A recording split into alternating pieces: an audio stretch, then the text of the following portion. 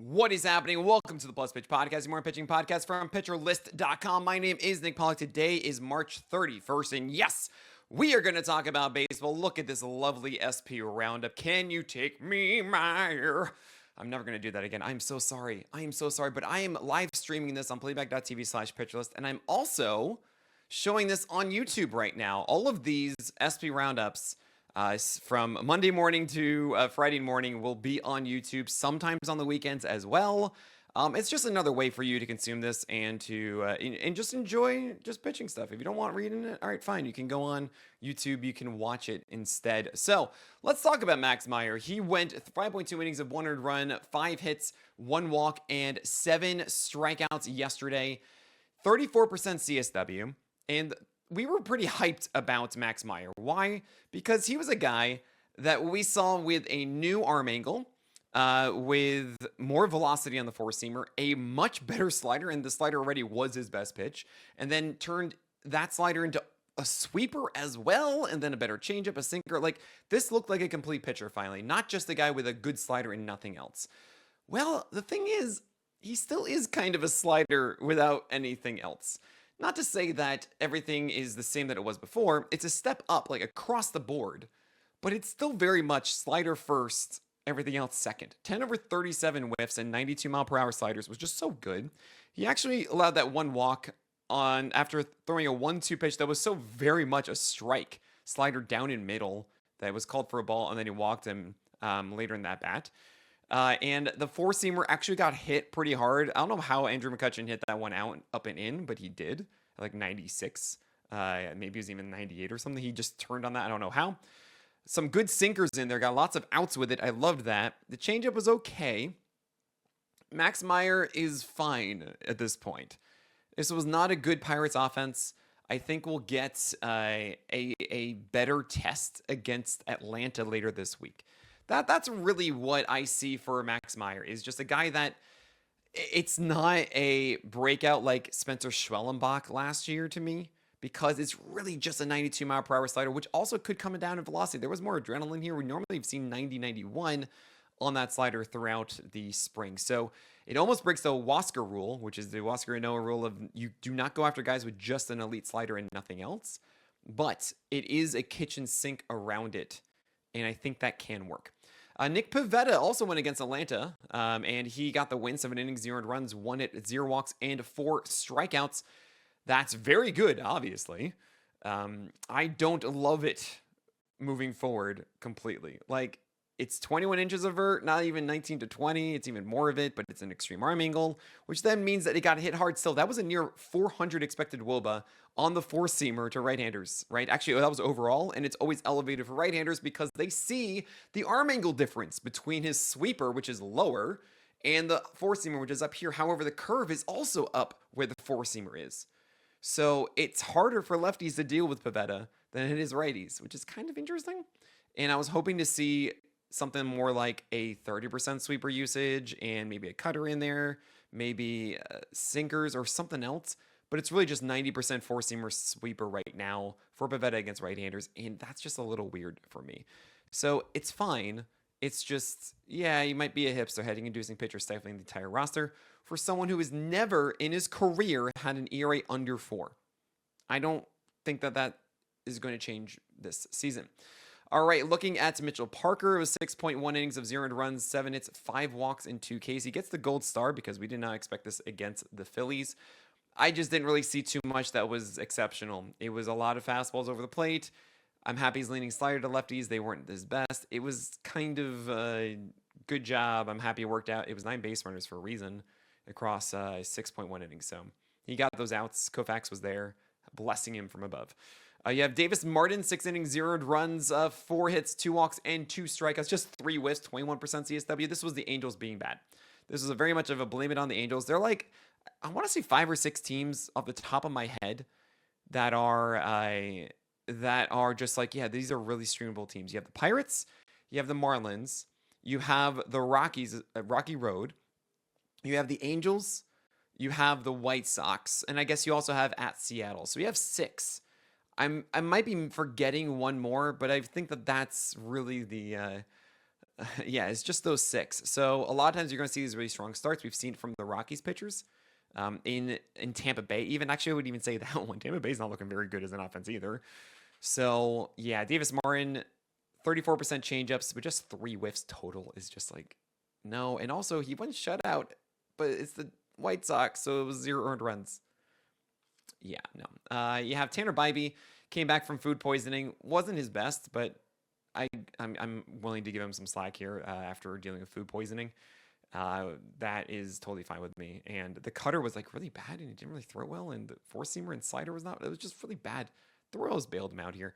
Matthew Boyd was someone I was targeting, especially for my quality start leagues or my deeper leagues. And it's looking pretty solid at the moment. 5 innings, 0 runs against the Diamondbacks. 4 hits, 3 walks, and 5 strikeouts. Now, 7 for 51 whiffs combined on changeups and sliders isn't really the guy you want. He elevated them too much, and you didn't really get them down. I wanted to give a massive shout out to Sarah Sanchez for hosting this game on playback.tv/pitcherlist. It was a Cubs watch party, that one. And I wanted you guys to remember, every single baseball game is live streamed there. We have tons of hosts throughout the entire fantasy industry just popping in. Justin Mason just showed up. And it's just them on stage watching the same game that you are with all of our community. It's insane. So next time that you're watching MLB.tv on your own or just planning to watch it, just go to playback.tv/pitcherlist. We will have the game on. And yes, we will focus on what you want to watch. So Sarah Sanchez did a fantastic job. I hope to see her back for future Cubs games as well, and just in general because she's awesome. And it's been so fun. So really, guys, come to playback.tv/pitcherlist. It's free to use. Just go, especially if it's the MLB free game of the day. You don't even need an MLB.tv subscription. Just take a look at MLB.tv and see which one's the free game of the day. We will be able to show that game for you for free. It's awesome. Okay. Jacob DeGrom against the Red Sox, 16 whiffs for Gallows Pole, rather. He threw a slider 62% of the time to right-handers. I just want you to take that in for a second. We rarely even see guys throw fastballs 60% of the time anymore.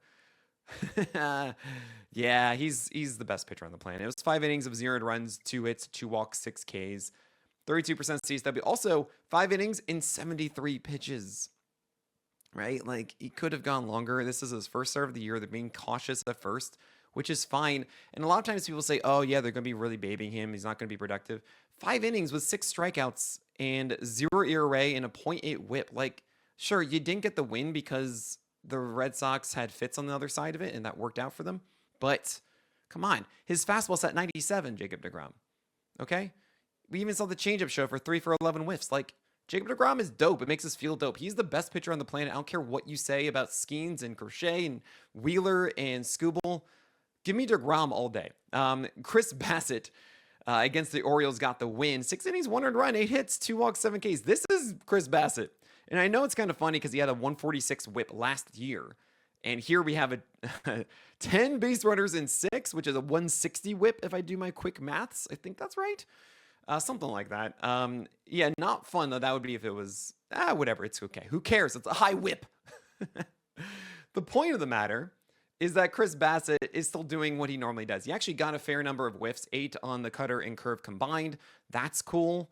He's the same guy, I think, that you really expected to get last year. And it probably will be like a 125 whip, but like a 3.7 ERA, and you'll get wins and quality starts. Take that as you will.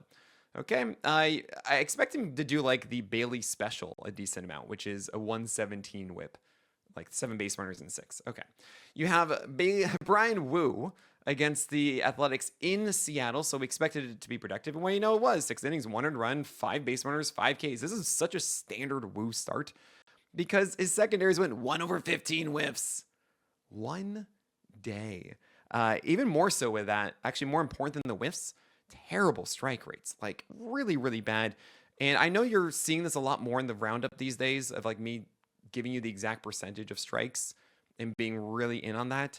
But understand that strikes are everything. If you can't throw strikes with pitches, 2 things are going to happen. 1, you're going to have more walks, duh. But 2, you're going to allow more hard contact. Why?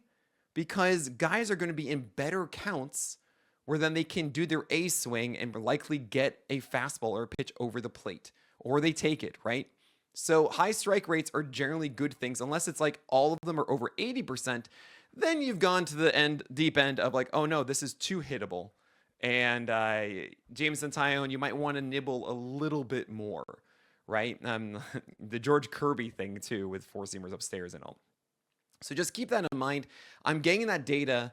I'm essentially actually getting Kyle Bland to craft for me the ultimate SP roundup tool. And it's essentially taking the stuff that's on Savant, adding extra flair to it, and just coordinating it and arranging it in the way that is just all the things that I think are very important in a start. And guess what? Everyone with PL Pro can access that. So it's awesome. It's great. It's just the most handy thing to have while watching a game. It's like the best companion for pitching analysis.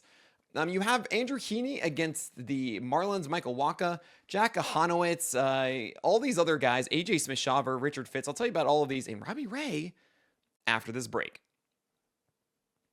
So Andrew Heaney went against the Marlins, and I was saying before, they're one of the weak teams, and yep, he threw lots of strikes, and they let him feast. 5 innings on 79 pitches and 1 earned run. Only 2 Ks, 1 out of 16 whiffs on the changeup with a low strike rate is not fun. But yeah, right, Andrew Heaney. I don't really want to go for that. It's just a rare streamer. Michael Wacha had 47% usage of four-seamers, but a sub 60% strike rate. And that's why you have 4 innings of 87 pitches. Ugh. At least it's only 8 base runners and 2 Ks and 1 earned run. 8 base runners was a 2-whip. Don't get me wrong. The changeup was still a high strike pitch. It's just you need more support, Wacha. It's fine. It is kind of cool that he's near 7 feet of extension and has 19 inches of vert on that four-seamer now. It used to be around 17 to 18. So maybe that's a more effective four-seamer. Maybe it's a little different. That's why he wasn't able to get as many strikes on it. But yeah, no. That's not the Wacha we want, and we expect him to be better and just follow the matchups. He's your typical Toby. Don't start him against good teams, and you should be fine. You have JP Sears at Seattle, so of course he went 7 Ks and 2 earned runs in 6.2 innings. Do not lean into this one. 11 for 24 called strikes with sweepers against right-handers is pretty ridiculous. That's not exactly right. There are like 3 of them thrown against lefties because he barely faced any lefties. He has 2 sliders now too. It's a 77 mile per hour slider and an 80 mile per hour slider. It's kind of weird, but yeah, he's not this guy. Don't lean into this. Jack Hanowitz can no longer be called the Jack of one trade because he actually split up his fastballs. Now he's throwing four-seamers and he's throwing sinkers. So the four-seamer was able to go 8 for 26 whiffs, which is absurd because it's not in any way looks like one that should do that. However, it's because he throws so many sinkers that he mixes them up well. And, I think was talking to Aaron Judge or maybe it was someone else, but I just always assume it's and they asked, who is, what is the hardest thing to do as a hitter? And he said it's 2 fastballs at the same velocity over the zone. I don't know which one's which, right? So if you're able to mix this up over the plates effectively, you will get outs. It's why Ben Lively succeeded. I know, right? Crazy. It's how Adrian Hauser has had success. So Kahanowitz having this result isn't too surprising. It was against the White Sox, but I can see how it could work. There's also a new slider he's throwing. It's around 88 miles per hour, which sounds cool. It's more like a cutter, I think. It's not that great of a pitch, but at least it's another strike pitch. It's something else. I'm always a fan of that. So that works for me, Kahanowitz. He's just so interesting. I remember being fascinated by him last year, and the fact that Jack Kahanowitz hasn't been demonstrably bad for multiple starts is something to think about. This was 64 pitches in 6 innings, Jack Hanowitz. White Sox, but he's going to be your sneaky, oh my gosh, it's July and Jack Hanowitz has been productive in my 15-teamer. You have Taj Bradley against Rocky Road and got a win. 7 Ks, 6 innings, 2 earned runs, 5 base runners, no walks, by the way. You know what's really cool is that I've seen the Rays pitchers go now with Pepio. I've seen Bradley go. I saw Littell, whatever, Littell. But the point I'm trying to make or trying to get at is we haven't seen Shane Baz, and we haven't seen, I think that's it. Yeah, it was just 3 starts. For Bradley and Pepio, who are so linked to vert, and we go, oh no, they're out of the trop. It's going to be worse. 18 inches of vert for Bradley, 18 to 19 on for Pepio in George Steinbrenner Park, like field, I guess it is. Yeah, it's fine, guys. They're fine. It's more about left field and right field porch at this point. And whatever the batter's eye and how it looks, I remember Willie Adames leaving Tampa Bay and being really happy for that. So I don't know what you want to say about that. I think there's someone else that also had that problem when they left. But Taj Bradley, the real thing here is that you got 12 or 16 strikes in the splitter, and you had a really good cutter to right-handers. And last year, Taj Bradley wasn't very good throwing cutters to right-handers. I'm sorry, he was much better at throwing cutters down and away to right-handers. This is the one thing that got me kind of excited about him. Oh man, Taj Bradley, you're actually like doing this thing again. So like it wasn't good in 2023. Now you're doing one of these things that are cool. Maybe the four-seamer and splitter become more consistent, and this is what we can expect. Right now, it's rocky road, so I can't really lean too much, but at least this is promising to start. Ryan Feltner was on the other side, and as I mentioned, the Rays aren't very good either. 5 innings, 2 earned runs, 4 hits, 1 walk, 5 Ks. I will say the changeup was really cool from Ryan Feltner against left-handers. 7 for 23 whiffs right at the bottom, kind of looking like a line to get the next iPhone with the strike zone being the Apple Store. Now, the four-seamer is just really mediocre and bad. It's not the one that we got excited about like 2-3 years ago, but the changeup is cool. However, he's going to be in Coors, and he's going to face much better offenses than the Rays, and that changeup command is likely not going to be replicated. So we move on. There's Andre Palante against Minnesota, and if you remember all the roundups I wrote about him in the spring, it was Andre Palante that was like way down in velocity. He used to be at like 94 and change, and we were saying like 91, 92. Nothing was changing until this last start, which was like 93. And we also saw less movement on that cut fastball. Like it's not really a four-seamer. This four-seamer has less vert than his sinker. I just want you guys to understand that. So it's a cut fastball. Just think of it as a cutter, but it's at 95.2 now. So he's up nearly a tick. It doesn't have as much movement as last year. It's still like a little less drop and cut, but it's not as drastic as it was before. And he just threw only this against left-handers. Right, and then he had a decent slider against right-handers. He had some sinkers in there too against right-handers. So, okay, Palante, like you woke up, and this is a great example of not all the times, even if I track it all the way through, it's not always going to be the case when the season arrives. So, good to see that, honestly. I'm really happy for the Cardinals in this case, and it's why I understand now that they're not moving away from Palante. They moved away from Steven Matz in that rotation. Matz did show up in the pen, by the way. Got a 4-inning save. This was just Palante and Matz. Cool to see that. You have AJ Smith-Shawver. And by the way, Palante is good for like 15-teamers. I don't think 12-teamers you really should be going after. There's just 3 strikeouts.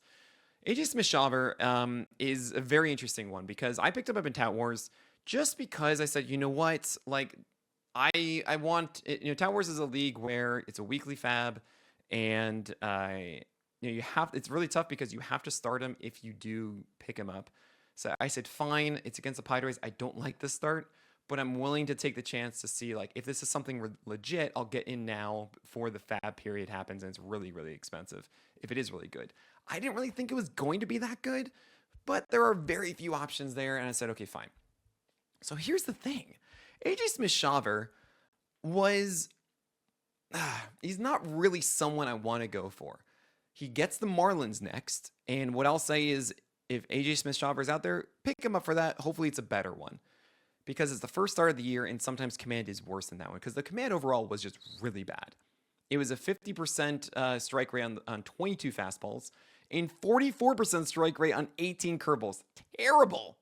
Like, you can't do that, okay? The thing is, though, the splitter for AJ Smith-Shawver was disgusting. Like, left-handers just were demolished by this pitch, and overall it was 10 for 27 whiffs. Now, there were some mistakes with it, as you normally see, but there were some filthy ones, and he's very low on his release point. 1.6 is like 90th to 95th percentile for a flat attack angle, and just to explain flat attack angle for everybody who's watching very quickly, it's just the angle of which the ball comes over the plate. If it's slightly steep, that means it's going to match a steep attack angle of the bat because the bat's going to slant up when it's up in the zone. but the bat is going to be very flat of a plane. So that means that the ball is going to intersect it a lot if it's a flat pitch down. So if you have a flat height adjusted VAA, that means it's above 1.0, so higher number, so 1.6. That means that it's good upstairs because you're not going to intersect with a steep bat, but bad up downstairs because it's going to intersect a lot with a flat bat. On the other side, if it's underneath 1, so like 0.5 height adjusted VAA, I just like to call it attack angle. It's much simpler and quicker. If you have a steep attack angle, that means you actually will do better down low because you'll intersect less with the flat bat, but you'll intersect a ton with the high swing. So when I see steep attack angles go upstairs, George Kirby, it means that you're going to get a lot of hard contact there. Even though you get a lot of whiffs, you're going to see guys want to swing at it and they'll actually still do damage against it. Long story short, AJ Smith-Shawver should be throwing his four-seamer upstairs. He also throws 95 and gets 18 to 19 inches of vert, which is great. Anything above 17, I'm like, all right. And he's getting close to 7 feet of extension. I think I saw higher last year briefly than 6.8. But if Smith-Shawver can show me four-seamers that are actually upstairs with a splitter for lefties and then a curve or a slider that is actually commanded to right-handers, this is a very legitimate pitcher. I don't believe we're going to get it. I just think like what I saw last year was not a good command pitcher. This was not a good command pitcher. And it's very possible he just needs a little more time. He's pretty young. Maybe that will work out. He gets the Marlins next, so we're going to go with that. I felt like going long on that one for AJ Smith-Shawver because he's going to be someone I'm sure tons of people will have questions about. So there you go. You have Tomoyuki Sugano finally giving us some more airtime. 73 pitches against the Jays. 4 innings, 2 earned runs, 4 hits, 2 walks, 1 strikeout. How am I supposed to butter my bread with this? Yeah, 1 for 15 splitter whiffs from the right side. And the thing is, if you're trying to be a crafty Toby at like 92 mile per hour fastballs, you have to have you have to have two things. One, if you're a righty, you have to have a really good breaking ball. Like you have to have it, right? If you're a lefty, it generally means, seriously, if you're going to be like 92, you got to be a lefty and throw changeups. That's like the recipe I've seen. Or you're Merrill Kelly with a really good cutter and sinker, and you have a kitchen sink that works. With Sugano, I'm not really seeing the command that would work. I see a splitter, but it's not really the Tanaka kind of splitter, or the Gosman one. This isn't enough. So maybe over time I can really get behind his old command, his old approach. Right now is not that. We have Richard Fitz. Oh man. So 71 pitches to get through 6 innings is great. He has a poor quality start, 3 earned runs, 6 innings. Look, I'll take that. For someone that is at the very last pick of your draft as an upside play, to get that in 6 hits, so that's a 1 whip and 0 walks and 4 Ks. Yes, he got a loss because he went against DeGrom, fine. But here's the thing. I was really in on Fitz because the data we got from spring was very sporadic, but the data that we got said that his four-seamer would be above 17 inches of vert, that his extension would be at least 7 feet, and that he would be at 97. What we got was not 17 inches of vert, but 14.3, which is actually like drop as opposed to rise. Ugh. We saw 6.5 feet of extension, which is like average, and honestly, it's kind of below average at this point. It like you want to see 6.8 like to make me feel like, oh, okay, cool. If I see 6.5, I'm like, whatever. And then the 97 was 95.5. What? That's not the Fitz that I want. So then I'm like, okay, hold on. The slider though. The slider is supposed to be the big thing that's just so filthy, like 92 or something. No, but like, I mean, the sweeper and the slider were around. He earned 8 whiffs total. And it was just very not good. It reminded me honestly of Cutter Crawford from last year.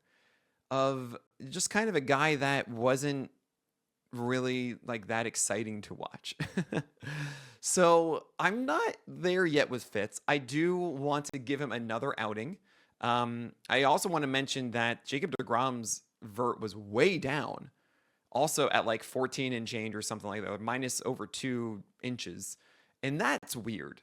So to see both Fitz and DeGrom -2, makes me wonder if there was some calibration or something like that, because DeGrom's shouldn't be. That at least gives me some hope.